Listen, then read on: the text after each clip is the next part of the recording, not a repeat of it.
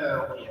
Normalmente cuando uno ingresa a una carrera proyecta un futuro y este futuro que proyectamos tiene que ver con a qué le vamos a dedicar el resto de nuestras vidas. Normalmente cuando alguien termina el bachillerato y accede a una carrera universitaria, anda terminando su primera carrera universitaria alrededor de los 22, 23 años.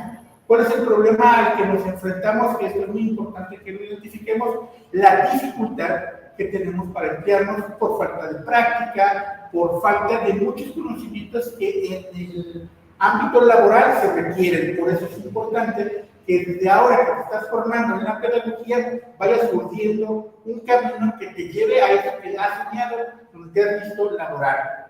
La mayoría de los estudiantes de pedagogía ingresan con la ilusión de trabajar en la docencia en niveles de preescolar y primaria, sobre todo en primaria baja, que comprende los niveles de primero, segundo y tercer año. ¿Qué estamos proyectando el día de hoy? ¿Qué es lo que van a ver el día de hoy? La verdad de la pedagogía. Esto es, en sentido estricto, 30 lugares donde, además de la docencia, se podrán encontrar. Entonces, la intención y el objetivo principal de esta conferencia es de que ustedes en alguna medida que proyecten cualquiera una de las actividades que hoy les voy a presentar. Aquí tenemos en esta primera instancia la parte del índice, ya lo seguimos viendo todos, no se preocupen por ello, pero hay muchas que ni siquiera han dimensionado y ni siquiera conocen, y el día de hoy se las voy a presentar. Obviamente, en el transcurrir de tu carrera durante los 9 cuatrimestres, tienes la ventaja de que las vas conociendo, pero hay algunas que las conoces hasta octavo o noveno.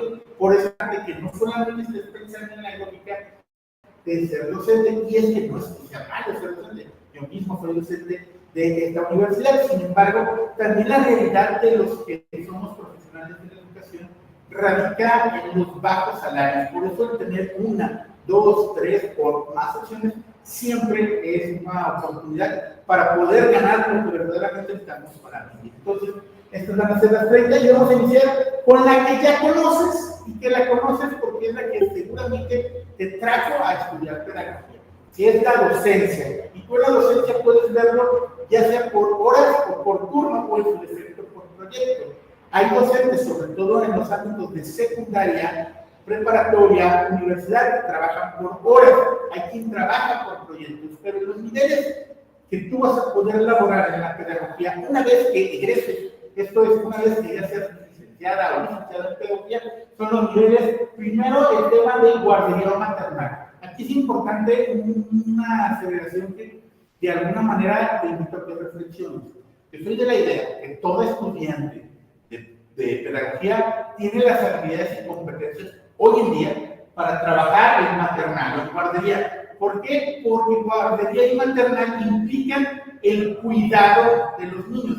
Bastaría el sentido común para que tú entiendas las necesidades básicas del niño en estas edades, que son de 0 a 2 años o 3 años, recordando que por ley los niños deben de llegar al menos al día 41 nacidos, entonces los primeros 40 días no reciben en guardería niños hasta el día 41, y hay gente que desde su día 41 de vida ha estado en una escuela, o en este caso en la guardería, y esta parte tú ya la puedes hacer, y de hecho no requieres legalmente del título de licenciado en pedagogía. Sin embargo, con él, tú no solamente vas a cuidar niños, que de alguna manera es algo muy loable, sino que además tú vas a poder educar niños. La diferencia entre cuidar niños y educar radica en 3 estudiantes de pedagogía, donde tú ya vas a poder formar a las personas y teniendo actos educativos conscientes.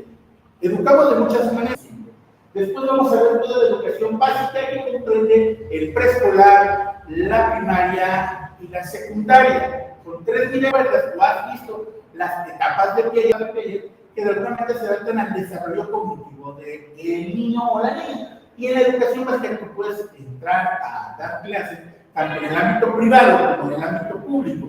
Para el ámbito público habría que hacer una promoción en música para entrar en el nivel preescolar, en el nivel primaria y en el nivel secundaria. En el caso concreto de preescolar y primaria, como son docentes generales, entras como docente general. En el caso concreto de secundaria hay un profesograma que te indica qué profesiones permiten dar, qué pedagoga puedes impartir clases en educación básica secundaria en materias como cívica y ética, en materias como español y en materias como historia. ¿Por qué? Porque hay otro tipo de materias que requieren una especialización, como es el caso concreto de física, química y matemáticas, en los cuales normalmente el profesorama no se abre para estudiantes de pedagogía. Sin embargo, sí podría ser maestra de secundaria impartiendo materias que tienen que ver con la historia, con el español y con la cívica y la ética.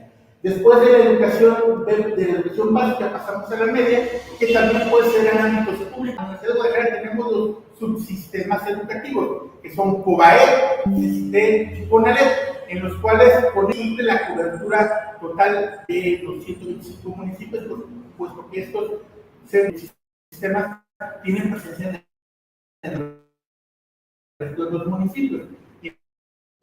Vas a tener cerca o un módulo de la Universidad de Guadalajara de los subsistemas COBAE, CECITE o CONALEP. Lo más seguro es que se haya egresado de alguna de estas escuelas. Y también está en un sistema de carácter federal, que son escuelas como el CETI, que de alguna manera depende de la Dirección General de Educación Superior, y que estas escuelas también dan el servicio de bachillerato y educación media. Y posteriormente nos vamos a la educación superior, que la educación superior tiene Jalisco, la Secretaría de Innovación, Ciencia y Tecnología, que es para los reboes estatales, y ahí existen otras escuelas que tienen reboes federales, que son los de la Secretaría de Educación Pública. Si tú quieres saber, por el caso concreto de nosotros, nuestro reboe pertenece a la Secretaría de Innovación, Ciencia y Tecnología. Es muy importante siempre que ingresamos a una escuela ver la validez oficial de su reboe, porque es lo que te da la garantía de que el servicio que se está brindando está respaldado por el Estado. Y en la universidad tú puedes impartir clases, que aquí ya va a depender del perfil de qué materia te impartes y en qué carrera, porque aquí hay una particularidad. Muchas de las carreras universitarias pueden ser carreras que de facto pareciera que no puedes impartir clases, pero resulta una particularidad, dando el ejemplo de gastronomía. Gastronomía, uno pensaría, soy pedagoga, no voy a dar clases en gastronomía. Sin embargo, hay materias en gastronomía que sí pueden ser abordadas por la pedagoga. ¿Por qué? Porque en sentido estricto hay materias que son genéricas, capacidad para impartir clases de entrada, estarías capacitada totalmente para dar clases en carreras como pedagogía, pero en otras carreras hay muchas materias por tu formación como científica social que tú puedes dar. Entonces, solamente hay una particularidad en la educación superior. Si tú das clases, tú tienes licenciatura en pedagogía, el nivel más alto en el que puedes impartir clases es licenciatura. Por ejemplo, tú para poder dar clases en especialidad, en maestría o en doctorado, necesitas tener al menos el mismo rango. Por ejemplo, si quieres dar clases en maestría, necesitas tener maestría. Si quieres dar clases en doctorado, necesitas estar titulado en doctorado. Y eso es muy importante, les invito a que hagan un plan en lo que les resta de la carrera para titularse rápido. Muchas de las veces las alumnas al salir de la escuela dejan pasar tiempo, y entre más tiempo pasa, más complicado es titularse. Hagan un plan para que en un lapso de un año puedan titularse, ya sea que estudien especialidad con nosotros, o en sentido estricto, pues hagan un trabajo de investigación de tesis que podrían estar haciendo desde el cuarto, quinto o cuatrimestre, que es donde ya tienen material de investigación. Esta es la primera parte que se van a encontrar de las 29 que nos hacen falta respecto a la docencia. Otra segunda parte donde tú como pedagoga puedes trabajar es el diseño curricular. ¿Qué es el diseño curricular? Se va a dividir en dos partes: el que tú desarrolles el currículum o que actualices el currículum.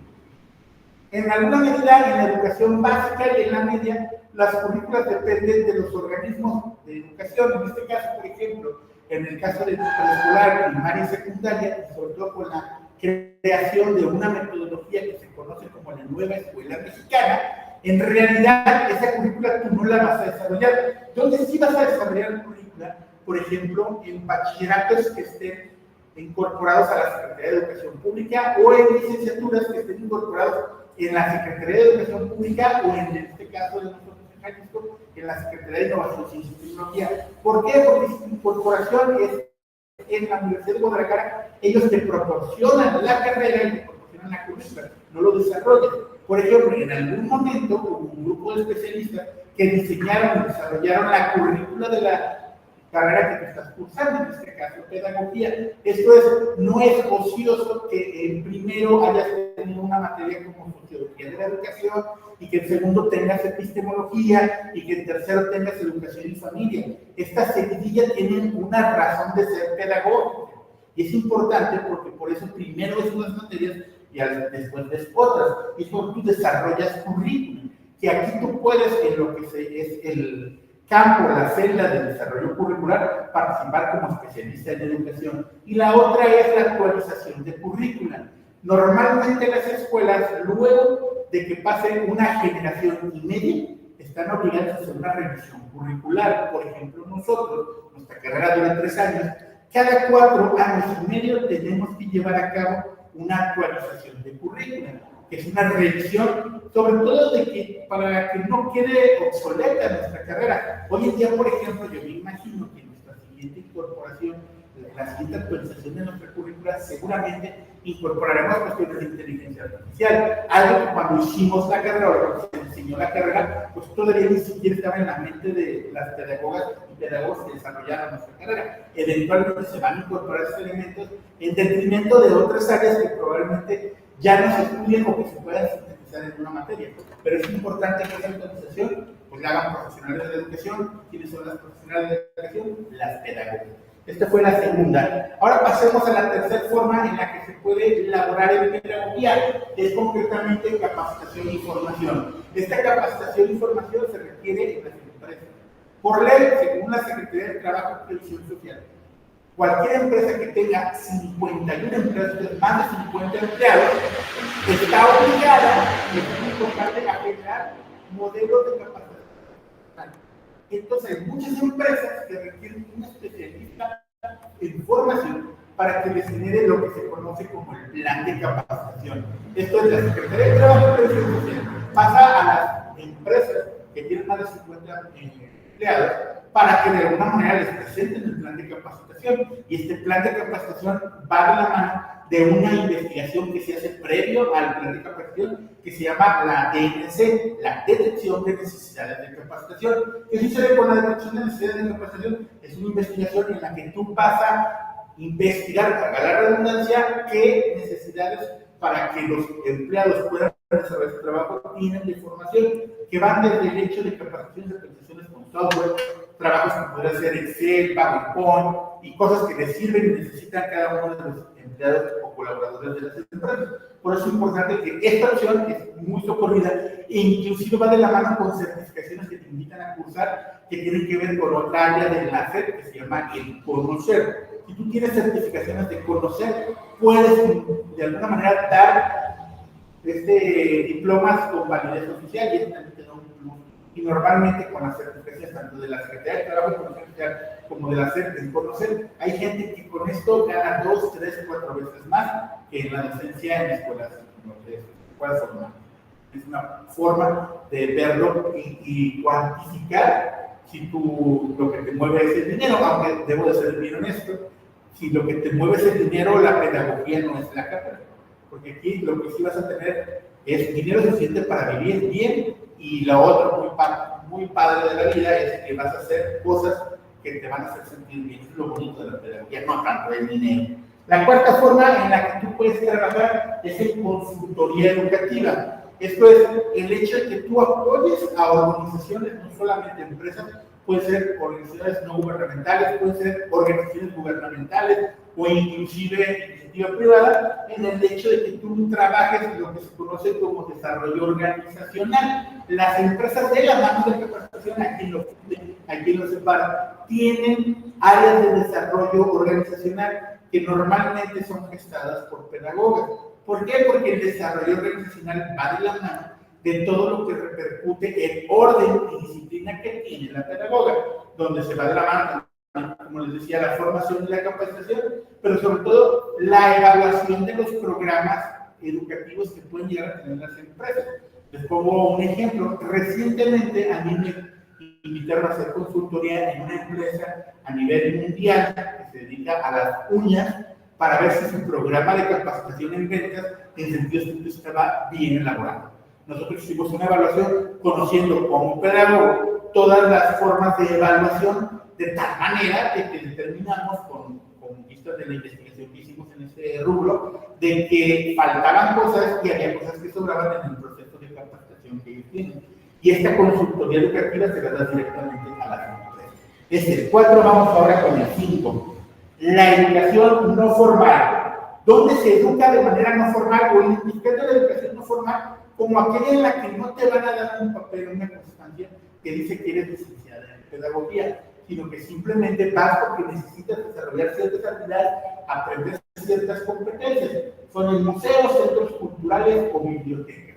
Hoy en día los museos, tanto como las bibliotecas y los centros culturales, te pueden ofrecer una serie de cursos importantes. Acá en Guadalajara, un ejemplo de ello es el Instituto Cultural Cabañas, donde hay tanto cursos que tienen que ver con pintura, con experiencias lectoras, y que son cursos desarrollados desde la parte curricular por pedagogas, y muchas de las veces ejecutados y llevados a la práctica por las pedagogas. Lo mismo en el tema de las bibliotecas, todo lo que es fomento a la lectura, todos esos programas que hacen que niños, jóvenes y adultos lean, son estrategias didácticas que emergen desde la pedagogía. La 5, educación no formal. Ahora nos voy a la 6, tecnología educativa. Qué importante es con la emergencia de la tecnología que la vanguardia del desarrollo tecnológico en educación la encabecen las pedagogas. Primero, para el tema del desarrollo de contenidos. ¿Cuántos youtubers o cuántos tiktokers conoces que estén desarrollando trabajo verdaderamente científico para el área de pedagogía? Son muy pocos. Pero, por ejemplo, les voy a poner un ejemplo de alguien que hace pedagogía de la ciencia.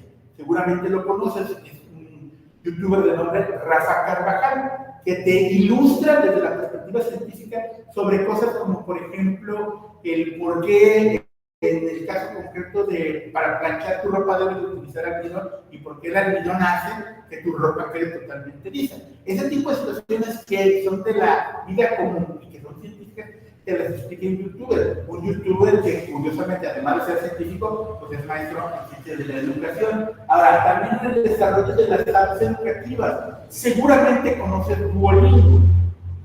Duolingo, como una app educativa que te invita a que aprendas idiomas, está desarrollado sí por programadores, pero desde una perspectiva pedagógica, con el trabajo de un grupo de pedagogos que desarrollan el cómo puede llegar a aprender el idioma con base en una app educativa, una estudiante o una persona promedio. Y también lo que es el trabajo en la educación virtual, que hoy en día cobra mayor relevancia, porque, por ejemplo, esta conferencia en su mayoría se está llevando de manera virtual para que de alguna manera ustedes formen parte de ella. Y esta parte, que es importantísima de liderazgo, tiene un futuro como ustedes no se imaginan. La matrícula en los últimos, desde pandemia, de los últimos 3 o 4 años de educación virtual se ha multiplicado por 5. Esto quiere decir que las universidades están abriendo los espacios virtuales porque consideran que muchas de las veces tienen las facilidades que permiten que se generen aprendizajes significativos sin la necesidad de la presencialidad. Y en eso también pueden trabajar ustedes como pedagogos. Me voy a la 7, que tiene que ver con educación inclusiva. Trabajar con poblaciones que tienen ciertas necesidades. Y esto es importante porque, por ejemplo, si tú aprendes lenguaje de señas mexicano, tú puedes educar a personas sordas. Si tú tienes conocimientos en muchas particularidades de educación inclusiva, vas a ver la ventaja que eso conlleva. A mí me tocó, por ejemplo, una experiencia en pandemia donde tenía una alumna sorda. Imagínate mi experiencia, yo dando las clases a la cámara, con él, como ustedes seguramente lo vivieron, pero yo tenía una alumna sorda. Entonces, ¿qué me pedía ella? Que cuando hablara, moviera mucho o que mi boca se viera lo que estaba hablando, porque ya sabía leer de una vez. Y lo otro, la mitad de mi clase tenía que ser en WhatsApp con ella, porque al saber escribir podíamos comunicarnos por WhatsApp, pero fíjense cómo se volvió una necesidad en mi casa el ir aprendiendo el lenguaje de señas y que la forma en agradecerle pues puede decirse el lenguaje de señas. Esta educación inclusiva también es una opción que tú como pedagoga puedes llevar a cabo. La octava, la orientación educativa. Sobre todo en los niveles de bachillerato y de universidad, existe esta área que se combina o a veces se difumina con la tutoría educativa. Es cuando tú le das acompañamiento en su trayectoria a los estudiantes, este acompañamiento que tiene que ver, por ejemplo, en bachillerato, con encontrar en qué carrera, de acuerdo a sus aspiraciones profesionales, puedes llegar a estudiar. Y eso es muy importante que el acompañamiento lo haga una pedagoga, porque en el acompañamiento que hace la pedagoga, tú puedes encontrar esa vocación que muchas de las veces, porque no estás familiarizado con ello, realmente no conoces. Y gracias al apoyo de la pedagoga, el adolescente, el joven, puede tener esa decisión como tener una mejor decisión de carrera. Esa es la octava orientación educativa. Nos vamos a la 9, que es gestión y dirección de instituciones educativas. ¿Por qué es importante eso? Porque tú como pedagoga puedes ser parte de los liderazgos que estén a cargo de las instituciones educativas. Puedes ser directora de preescolar, primaria, secundaria, universidad, puedes ser coordinadora académica, puedes ser coordinadora en muchos ámbitos de liderazgo. Por ejemplo, en las universidades se genera un tipo de burocracia mucho más amplia.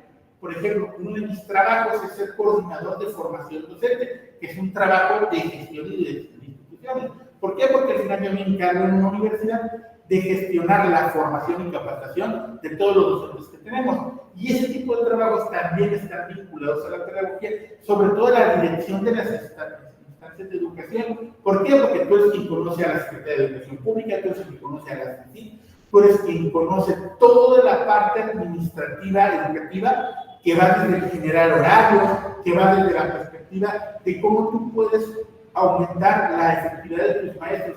¿Qué materia puede dar tal maestro? Porque muchas de las veces tenemos buenos maestros, pero una mala elección por parte del coordinador puede llevarlo a dar una materia en la que verdaderamente no funcione, o un grupo que no funcione, pero como las coordinaciones académicas conocen tanto a sus maestros como a los grupos, hacen esa combinación donde buscan que se tenga la mejor experiencia. Y este tipo de acciones tú vas a salir cuando egreses con esta preparación y vas a reconocer ese tipo de situaciones para que puedan liderar instituciones educativas. 10. La investigación pedagógica. Nosotros en nuestra currícula tenemos materias de investigación desde cuarto trimestre. Es importante que le des ese acompañamiento, porque la solución de los problemas educativos se hace con investigación educativa. Y cuando tú como pedagoga, por ejemplo, eres directora de una secundaria y de repente ves que hay una deserción muy amplia, en ese momento tienes que hacer investigación educativa. ¿Qué está causando la deserción? Para que si tú puedes sanar esa causa, pues lo hagas. Y si no lo puedes hacer, pues busques alternativas.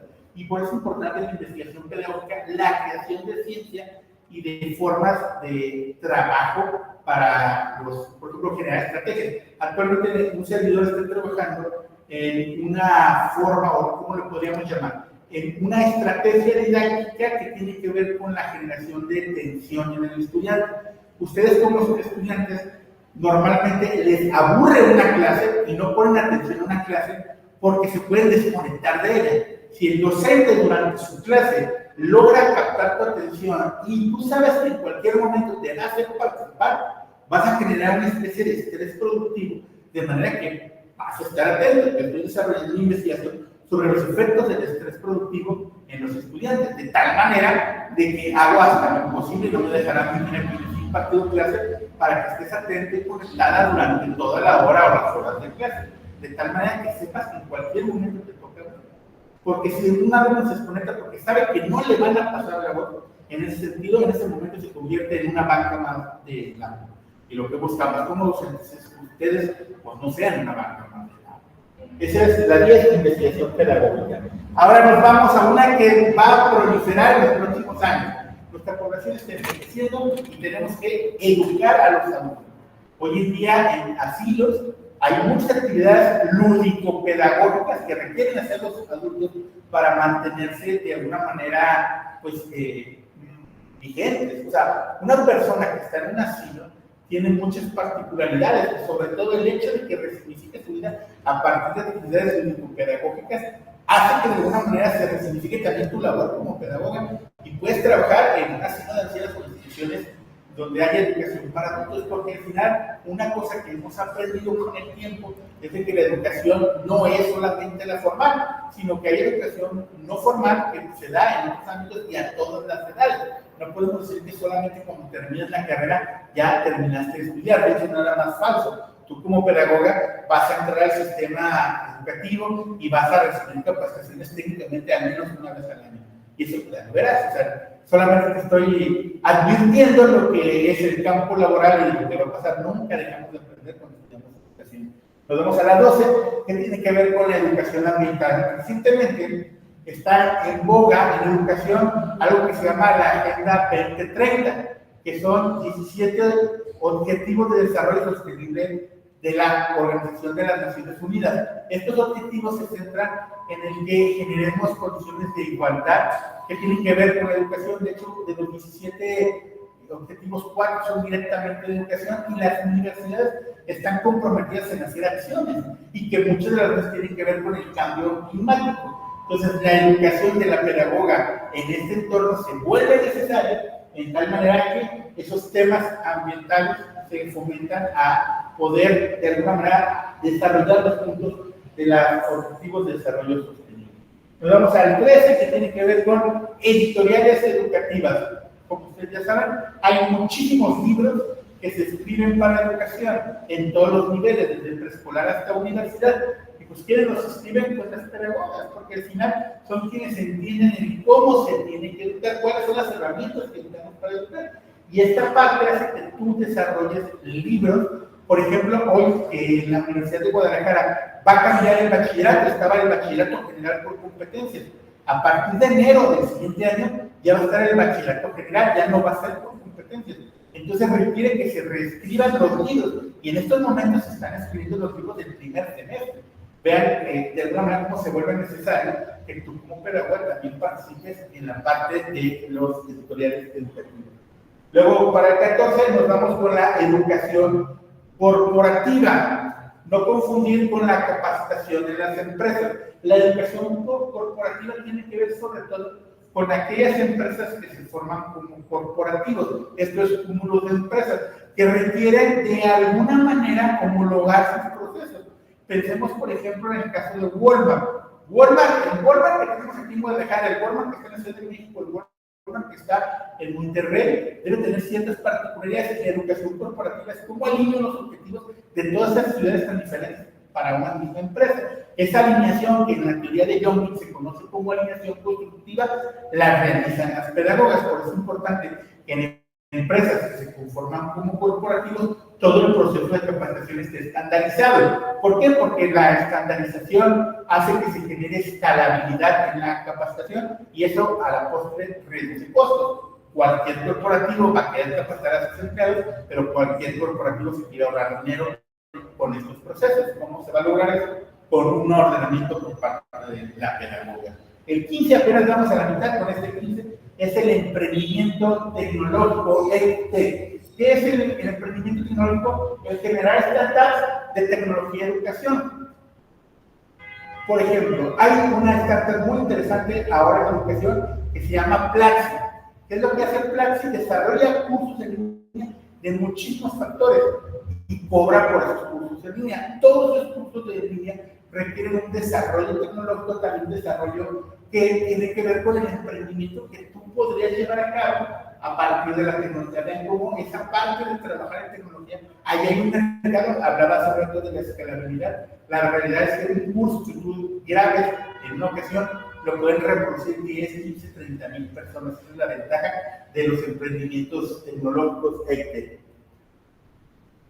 Llegando al ecuador de la exposición, les pongo el 16, que muchas personas no la ubican porque normalmente cuando vemos la palabra terapia la identificamos con la psicología, pero existe también la parte de la terapia pedagógica. ¿Qué hacen ustedes como pedagogas realizando terapia? Pues atendiendo y ayudando a niños, jóvenes, adultos en dificultades del aprendizaje. Que si TDA, que si tiene displasia, discalculia, dislexia. En esta atención de esos padecimientos se requiere el acompañamiento de una pedagoga, de manera que hace todo el proceso a manera terapéutica para que los niños puedan desarrollarse y esos problemas de aprendizaje se canalicen a que tengan un aprendizaje por lo menos más acercado al promedio. Eso es una actividad muy loable, sobre todo cuando trabajamos con niños con autismo. Este trabajo normalmente también se lleva con un nombre que se llama monitor. Hay muchas escuelas privadas que piden monitores para que apoyen a niños y para que traduzcan al niño todo lo que se ve en la clase. Y esto es una de las cosas muy socorridas y que muchas de las veces inclusive ni siquiera se requiere el título para que estén trabajando en ello. muchas de las veces puede ser una contratación directamente con la familia del niño. Se requiere, pero la idea de que profesionalicen y aprendan lo suficiente como para brindar este tipo de servicios. 17. Programas de internacionalización. Tanto las universidades y los bachilleratos, como por ejemplo el caso concreto de nosotros, el hecho de que generemos un programa de internacionalización nos genera una experiencia positiva educativamente hablando. Imaginémonos, no necesariamente lo que se conoce como intercambio, que es la parte con la que inician los programas de internacionalización, pero el hecho de que tú puedas tener un conferencista de otro país ya es un programa de internacionalización, o una persona que te hable de la educación, como se ve por ejemplo en Colombia, o se ve en Argentina. Ahí estás teniendo un programa que podemos realizar de internacionalización para conocer cómo se ve el fenómeno educativo de las pedagogas a nivel mundial. Por ejemplo, esta conferencia a mí me la pidieron para una universidad brasileña con la que colaboro dentro de un programa de internacionalización. También puedes hacer programas dentro de los internacionalización para aprendizaje de idiomas, de bilingüismo o actividades que tengan que ver con aprendizaje, como pueden ser congresos, pueden ser seminarios que se hagan con personas de otros países que te brinden otra óptica distinta a la que normalmente tenemos desde la perspectiva local. Nos vemos a las 18. Mediación escolar. Hoy en día, cada vez más, sobre todo a niveles de bachillerato y universidad, se requiere de la mediación escolar. ¿Qué sucede en algunas escuelas? Pensemos sobre todo en universidades grandes y en bachilleratos grandes. Hablo de la cantidad de alumnos que tienen. Hay conflictos. La naturaleza de la educación es que existan conflictos. Entonces, a veces va a haber conflictos que tienen que resolverse. Por ejemplo, que un maestro te puso una mala calificación, tú tienes elementos que respaldan esa afirmación, pero también el maestro puede tener esos elementos. Entonces, normalmente lo solucionan las coordinaciones. Pero ¿qué pasa cuando tú percibes que el coordinador es muy amigo del maestro y no lo corre o no lo cambia porque son bien compas? Algo que pasa muy comúnmente, desafortunadamente. Entonces es cuando los comités de mediación escolar son los que analizan esa situación con personas que son ajenas tanto a la relación laboral que puede tener un coordinador con un maestro, como lo que representan los alumnos. Entonces, esta mediación escolar brinda la posibilidad de que podamos solucionar conflictos de este tipo, conflictos de acoso, conflictos de problemas internos entre profesores y estudiantes. ¿Y quiénes son las personas que más saben de educación? Las pedagogas. Entonces es más fácil que una pedagoga trabaje en la mediación escolar porque va a conocer todas las partes que comprenden todo de la problemática en las universidades. Ahora nos vamos con el 19. A mí, siendo honesto, no me gusta mucho la palabra de coaching, sobre todo viendo desde la perspectiva de la educación, pero ya cuando lo configuras como una actividad verdaderamente formativa, tiene mucho sentido el coaching educativo, porque tú vas a dar un acompañamiento tanto a estudiantes, como a docentes, como a padres de familia. De hecho, las escuelas para padres que se dan en los niveles básicos definitivamente terminan por ser coaching educativo. Entonces, yo le voy a decir al padre cómo debe de educar al hijo. Esto es, yo soy pedagoga, sé de estrategias de educación, estrategias didácticas. En cambio, el papá promedio que nosotros nos vamos a enfrentar en los niveles básicos y en los niveles avanzados son papás que desconocen esta formación educativa y que de alguna manera hay todavía quien en 2024 piensa que la mejor forma de que tu hijo te haga caso es pegándole. Pero tú, como eres una pedagoga que se ha formado en las estrategias de avanzadas, sabe que el golpe no es una solución para un problema educativo con un hijo. Entonces, ese coaching educativo, ese acompañamiento que puedes tener con estudiantes, con padres y con docentes, también puede ser gestionado por parte de una pedagoga. Nos vamos al 20, diseño de materiales didácticos. Porque es importante que tú, que como pedagoga, de hecho nosotros tenemos una materia que se llama diseño de materiales didácticos, tú veas con qué herramientas puedes utilizar para que se aprendan. Por ejemplo, ahorita me viene a la mente en matemáticas existe una metodología que se conoce como la metodología de las regletas. Alguien diseñó este material de las regletas que no son otra cosa que barritas que valen determinado número, tú puedes hacer operaciones, y todo este tipo de material didáctico con el cual están aprendiendo matemáticas de niños. Pero también puedes enseñar material didáctico, por ejemplo, para aprender biología o para aprender matemáticas.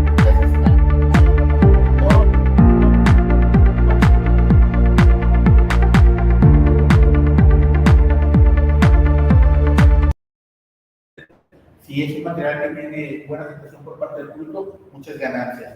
Después nos vamos al 21, que es la formación de habilidades socioemocionales, tanto en el diseño como en la facilitación de programas que de alguna manera inviten al desarrollo emocional de las personas. Hoy en día, más que en otra época en la vida, se habla de inteligencia emocional y es el factor fundamental para que yo como docente, al entrar al aula, yo debo de ser la persona que tenga mayor dominio de mis emociones, porque ¿cuál es el problema cuando yo vengo con alguna emoción que sobrepase la relación con mi alumno? Yo le voy a terminar gritando, yo le voy a terminar haciendo menos, y ese tipo de cosas no deben de pasar en el aula. Por eso es importante que ustedes, tanto con el trabajo con alumnos como con otros pares o docentes, inclusive con el caso concreto del padre, puedan formar habilidades socioemocionales, y esta formación está muy en boga. Hay talleres de educación socioemocional que lo que te invitan es a, sobre todo, generar empatía y reconocer que invariablemente tenemos emociones y que estas emociones que tenemos necesitan ser gestionadas, no es que las eliminemos, pero sí que las gestionemos y que sepamos el cómo actuar a partir de ello. Vamos ahora con la 22, que es la animación sociocultural. También la pedagoga o el pedagogo puede trabajar en esto, en las actividades que promuevan la cultura y el arte y la participación comunitaria. ¿A qué nos referimos con esto? Por ejemplo, caso concreto de lo que representa el Día de Muertos. Pues estamos en la parte del Día de Muertos, vamos a nada de que inicie el Día de Muertos, hay una educación, o debe de haber animación sociocultural para reconocer todo lo que hay detrás de estas tradiciones. Y normalmente la pedagogía, por ejemplo, trabajando para un gobierno municipal, tú podrías desarrollar proyectos, caminatas o de alguna manera alguna actividad que pueda, en el distrito, educar a una sociedad desde lo no formal.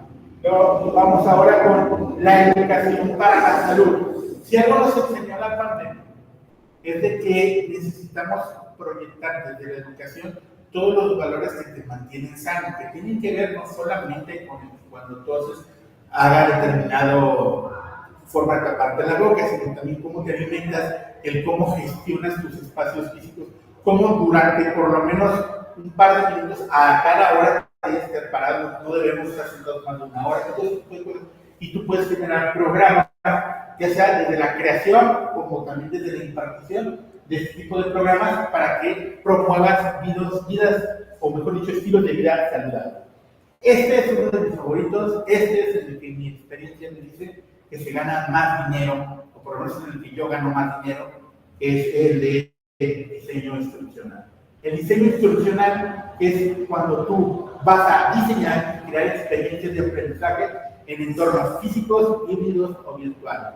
Todos los cursos de línea requieren un diseño instruccional, desde la creación de algo que se conoce como la senda de producción. Un curso de línea bien montado requiere de personas que sepan de programación, de diseño, que sean especialistas en contenido, pero un diseño instruccional que organice ese trabajo y lo termine gestionando en un curso en línea. Todo curso en línea bien hecho, si te metes a Coursera, si te metes a edX, si te metes, ya les decía, de Platzi, si te metes a Nexon, te metes a Creana, te metes a Doméstica, te metes a Udemy, todos esos cursos requieren de trabajo de diseñadores institucionales. Ahora, en la educación virtual normalmente se trabaja con contenido que se ve en módulos, desde cómo se gestiona un quiz, un examen, el cómo se realizan materiales específicos de aprendizaje, el cómo se genera una lectura para verse virtual.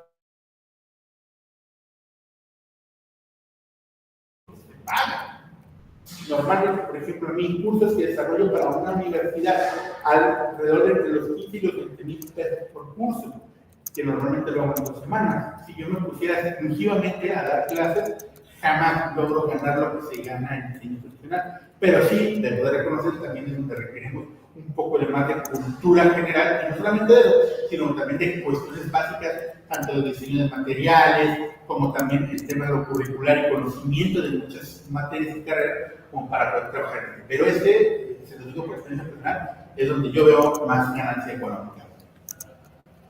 25. Gestión de proyectos educativos. Las organizaciones, sean de gobierno o sean de una manera privada, requieren hacer proyectos educativos.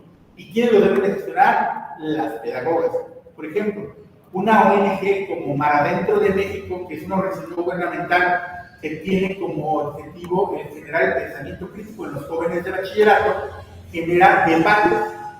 A lo mejor si tú estuviste en bachillerato, probablemente hayas participado en los concursos de debate de Mar Adentro, y Mar Adentro lo que hace es poner a debatir a los jóvenes de un bachillerato, y es una actividad determinante y totalmente pedagógica. Ellos dan cursos de capacitación y son organizados por una pedagoga que requiere este tipo de actividades, y estoy hablando de Mar Adentro en México, pero hay muchísimas ONGs y el gobierno donde se requiere la gestión de proyectos educativos. 26. Formador o formadora de formadores. Los formadores requieren a alguien que los forme. En la cadena alimenticia de los formadores no hay un alto mando. Entonces, yo, por ejemplo, soy formador de formadores, ya que soy formador de formadores en una universidad, pero también requiero ser formador y entender el cómo, porque es más difícil darle un curso, una capacitación, un taller a alguien que ya tiene conocimientos pedagógicos, a alguien que no los tiene, porque alguien que los tiene al momento de su práctica va a cuestionar su práctica. ¿Y de qué manera rompes esta discusión entre mi práctica y la de quien está recibiendo el curso, de manera que sí hay una aprendizaje en la persona? Entonces es importante que ustedes, pues como son las pedagogas, las más actualizadas en metodologías, en enfoques y en herramientas didácticas, puedan formar a quienes van a formar, maestros de maestros. 27, esta es de las que más me llega al corazón, que es la pedagogía hospitalaria. Es donde acompañamos a niños y jóvenes personas que están enfermas, ya que por sus razones de salud necesitan el apoyo, un apoyo que puede ser formativo o también puede ser lúdico y que nos permite, nos hace que podamos continuar con nuestro proceso educativo. Un niño, por ejemplo, con cáncer, que obviamente no tiene la menor culpa de tener cáncer en niño, necesita que durante ese apoyo, en lugar de estarnos lamentando y verlo con la lástima, lo hagamos sentir lo que es un niño. Pues es un niño que debe participar en dinámica, que de acuerdo a sus posibilidades, habrá quien pueda pararse de la cama, habrá quien no, pero la pedagogía hospitalaria invita a que elementos pedagógicos sigan formando parte del desarrollo de niños, jóvenes y adultos. La 28, diseño y evaluación de políticas públicas en educación. Todos los políticos, sobre todo los diputados, requieren que alguien profesional de educación les diga todas las cosas que requieren para generar leyes. Las leyes en educación tienen que ser secundadas por personas que hacen educación. Les pongo un ejemplo. El nuevo modelo de la escuela mexicana, de la nueva escuela mexicana, es un desarrollo pedagógico que hicieron Frida Díaz Barriga, Silvia Sneques, Ángel Díaz Barriga y otros pensadores que son de los más importantes que tenemos en México, a los cuales el gobierno recurrió para que pudieran poder decir, yo voy a hacer la metodología de aprendizaje basado en proyectos en los niveles básicos. Tengo que hacer un trabajo integral con todas las materias para que se generen proyectos de impacto social en las escuelas. Ese proceso no fue una invención de un burócrata, porque el burócrata tiene el puesto, pero la realidad es que detrás de ello hay pedagogos, profesionales de educación, que saben cómo evaluar este tipo de procesos. Yo por eso cuando había tantas críticas a la nueva escuela mexicana, yo les decía, no se preocupen tanto porque está diseñado por pedagogos, me preocuparía si los burócratas hubieran diseñado esto, y sí. ¿Por qué? Porque realmente los burócratas no saben educación, pero los que sí saben educación son ustedes, la gente que nos dedicamos a la educación, a la pedagogía. 29, educación en prisiones. La readaptación social es la gran promesa que tienen las prisiones y requiere tener formación que tiene que ser de artes y oficios, pero también, inclusive como en el caso del penal de Puente Grande, donde existe la licenciatura en Derecho. Y vean cómo una persona, si realmente se quiere readaptar, tiene que formarse, cambiar sus hábitos. Una buena forma de cambiar sus hábitos es aprender a hacer cosas. Entonces, hay programas que requieren programas educativos en las prisiones para que verdaderamente se genere esta readaptación. Y por último, 30, la educación patrimonial. Sobre todo es tanto el diseño, llevando a cabo actividades educativas en sitios patrimoniales, zonas arqueológicas, lugares históricos. Muchas de las veces este conocimiento de lo histórico se da precisamente por el desarrollo de una pedagoga y se trabaja generalmente con un plan que tiene que ver con qué cosas debe de aprender una persona cuando va, por ejemplo, al Museo de Paleontología, que fueron ahora un grupo de compañeros de aquí de la universidad. Hay que no solamente llevarles, sino hay que dar explicaciones, hay que educar, generar curiosidad en quien va para que pueda ser parte de ello. Esto, pues, de alguna manera, son las 30 formas que yo he visto hoy durante 15 años que llevo dando clases en licenciaturas en pedagogía, en las que ustedes como pedagogas se pueden emplear. Yo sé que normalmente, desde decía al inicio, el 80% de las pedagogas inicia porque quiere dar clases en preescolar o primaria. Vean que no solamente tienen esa oportunidad, tienen 29 oportunidades también distintas. Vean que pueden combinarlas, porque así como puedes dar clases en preescolar en la mañana, en la tarde puedes hacer otra cosa, puedes inclusive en la misma docencia dar clases en universidad, o puedes combinarla trabajando en un centro comunitario, o cosas de ese tipo. ¿Por qué? Porque la educación, en sentido estricto, no paga lo que merecemos. Eso es una clave, es una verdad. Pero en la educación me queda claro que ganamos lo que queremos ganar. Después, si yo estoy bien preparado, puedo buscar alternativas que me den para ganar más que la gran mayoría de los abogados. Entonces, no es que sean mal pagadas, sino que estamos haciendo para que nosotros en la pedagogía seamos bien pagados. Con esto terminaríamos la explicación. No sé si por parte de las personas que están conectadas, si hubiera algún comentario, una pregunta, con todo gusto haríamos parte de eso. Sí.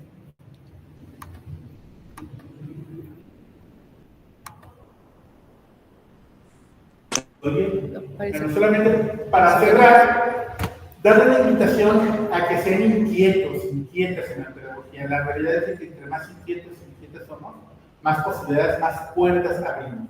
En la pedagogía todas las puertas están cerradas, en ti está en que tú las abras, pero para que las abras primero tienes que estar. Y ese efecto es tener iniciativa tú. Hay dos tipos de personas, las personas reactivas y las personas proactivas. Cuando eres reactivo, esperas que el trabajo y los proyectos que lleguen a ti, habrá unos que sí llegan, algunos que no, pero cuando eres proactivo, tú tocas puertas. Y a lo mejor de 10 puertas te van a abrir una, pero esa una ya tienes una ventaja sobre aquel que no tocó ninguna. Te invito a que como pedagoga, como pedagogo, seas una persona proactiva y que explores muchas de estas opciones que tenemos para emplearte en la pedagogía.